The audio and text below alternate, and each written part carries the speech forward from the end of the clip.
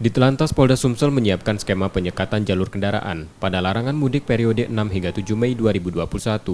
39 posko akan didirikan pada lokasi yang menjadi akses kendaraan masuk dan keluar Sumsel, termasuk jalan arteri hingga jalan alternatif. Pemantauan kendaraan dilakukan selama 24 jam.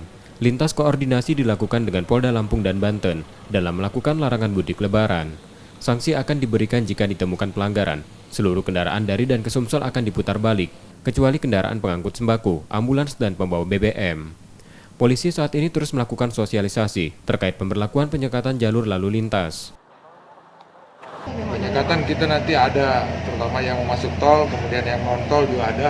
Polres jajaran kita tadi udah samakan persepsi untuk mulai mempersiapkan tempat maupun sosialisasi yang masif ke masyarakat bahwa jangan coba-coba dah untuk mudik.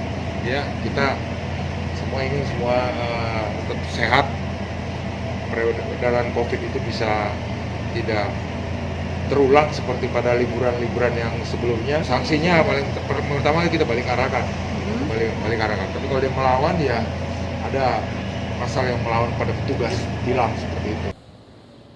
Posko pemeriksaan didirikan di perbatasan Jambi, Lampung, Bengkulu, dan Bangka Belitung. Reski Oktora, Muklas Diferensial, Kompas TV, Palembang.